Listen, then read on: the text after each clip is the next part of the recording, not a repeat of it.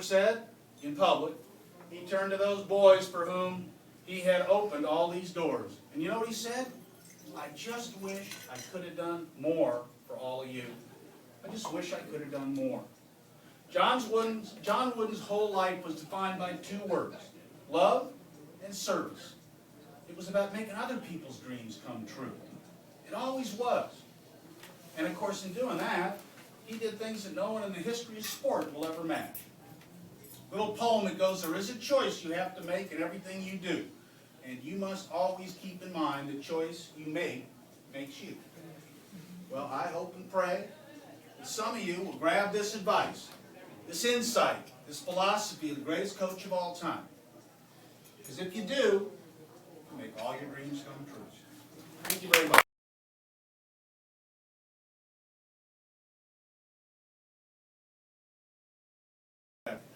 And, he used to say, when I think about how much I've improved over time, when I got to UCLA in 1948, I must have known next to nothing. Of course, he knew a great deal. He did have a great deal of technical expertise, but at the end of the day, it's not really about fooling anybody with technique. It's more about mastery. So Coach had a great gift of simplification.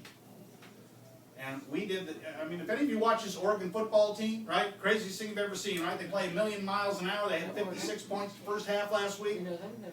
You'd be amazed how few plays they actually run. They run them out of 1,000,000 formations, but you talk to guys who played Oregon, they're running 6 plays. Because if you want to do something well, you got to simplify it at a certain level. And he had a great gift of breaking things into components. Remember earlier I was talking about this idea of quickness. Well, I once asked him well, when you go scout, what are you looking for? And he came up with an answer that I can't imagine another coach in America would have said. He said, I'm looking for guys who play in straight lines, not curves. Right? He liked guys to cut, not go in a circle. Now, I don't know if that's technique, but it's an approach that was different and unique, and to do it right required an unbelievable amount of repetition.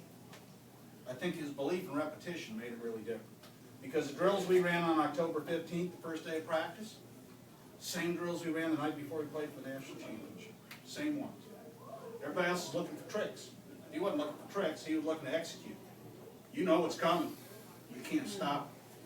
Because at the end of the day, tricks may work to get you into the tournament. When you're playing guys that are really good, you're not going to beat them with tricks. Jennifer can't fool people with tricks. It's research.